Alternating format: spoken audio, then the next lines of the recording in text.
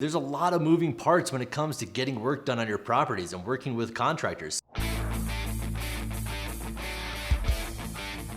Hey everyone, Justin Cooper with Pine Financial Group, where we work together so you succeed.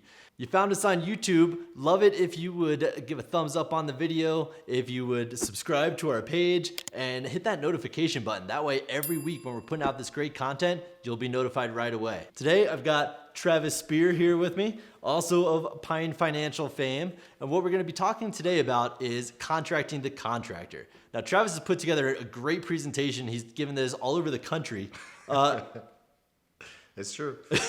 And what we're gonna do is just drill down to just a few quick bullet points here. So Travis, real quickly, in an ideal world, what would working with and contracting with a contractor look like? Yeah, I mean, in an ideal world, you would have a contract, right? That'd be a good place to start. And the contract would lay out when the start date is, when the finish date is, if there's penalties for a delay, if there's a reward for finishing faster, exactly how much money you're going to pay, exactly when you're going to pay that, whether it's on a set date, a percentage of completion, how the contractor is going to invoice you. And the thing here is you want to tie up all of the nuances, who provides the material, whether there's a markup, how change orders will be handled, so that if you hit one of these events along the way, you know exactly how to handle it. And before you sign the contract, before you start the deal, everybody's happy. That's the best time to get people that are agreeable. Oh yeah, this is going to be the date and these different things. And then you sign it up and you would go for it and you would enforce that contract as the investor. Yeah, absolutely. There's a lot of moving parts when it comes to getting work done on your properties and working with contractors. So it's best before the work actually starts, before these hammers start getting swung,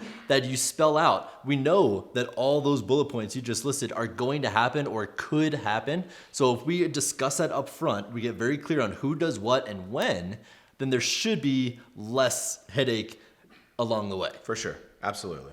But so today we're not in necessarily an ideal world. Maybe we never are in an ideal world. So in today's world, what we're seeing, right, with our clients and our personal investments is the labor market's a little tighter, right? It feels like the contractors have more control and we're kind of more at their mercy just because it's so hard to find good contractors. So how might we adjust those to fit into today's market? Yeah, so I would agree. That's 100% true. When I first got into the business, right after the recession, or in the middle of it, there wasn't a lot of work for contractors. So you could kind of name your terms a little bit better and make sure that you were getting kind of the contract that fit your business. In today's world where contractors are busier, low unemployment, hard to find good labor, you're going to have less control. In fact, some contractors may say, I'm not going to work on that contract. I have plenty of work for people who aren't going to try to hold me to the fire. I'm going to go work for them.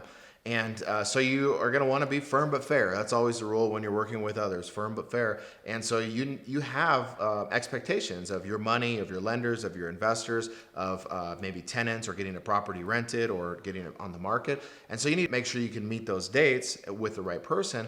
But you're going to have to be more flexible. Maybe, something I would have never suggested before was giving somebody money up front. I still don't think you should, but you might have to explore that. You might have to explore giving advances. You might have to explore paying more quickly. You might have to remove the penalty verbiage from your contract. The GC might say, look, this is great, but I can't control my painter. If he doesn't show up, I don't want to be dinged for that. You may have to allow for longer timelines, but I don't think you have to waver in the quality of work that you expect. And that might mean paying more. That's another thing that's come with a tight labor market, is that things just simply cost more now than they did pre-Trump tariffs or in the recession. So you have to keep all of that in mind and make sure, if you're seeing a change order, you got to understand that the contractor, if you messed up the schedule or something like that might cost you money. And if there's any part of the job that you think you're going to handle because you could do it for less expensive or better, and you mess up the schedule, that could cost you money. You may also find that your contractor is now charging you for different things like chasing down material where they weren't previously. So just make sure as you create these relationships, you understand that you're both working for the same common goal, but you still have to get it in writing. Even if you can't fit all of the terms that you like to have in your contract, you still need to get it in writing. So often people hire somebody, they get the bid, they just hire them. They never talked about who's going to pull the permits, who's going to provide the insurance, who's going to provide the material. What if we go over? What if I finish early? What if halfway through you decide to change something completely? How are we compensated for that? Those are the type of things that are going to blow up your project. So you need to make sure that everybody's on the same page, even if you aren't getting everything that you expected to a few years ago. Yeah, absolutely. And so for you experienced investors, you know that everything Travis is saying is true. And for those newer investors, rewatch this video, slow it down if you have to, and write down every one of these bullet points that Travis is mentioning, because in Travis's personal investing, in my personal investing, and all of our hard money client investing, all of these are real issues. They're not just made up or we didn't read them in a book. We've experienced these things. And of course, we've made the mistakes to understand that these are important to understand up front. So be sure to write all this stuff down, watch this video a few times and really understand that, so that when you're having these conversations with contractors, everything is spelled out up front and you're both ready and aware of what to be expecting. So Travis, thanks for all the great advice. Appreciate it. If you guys need any hard money, we're always happy to talk to you about that. If you want to just chat about real estate investing, happy to chat about that. So reach out to us anytime at pinefinancialgroup.com.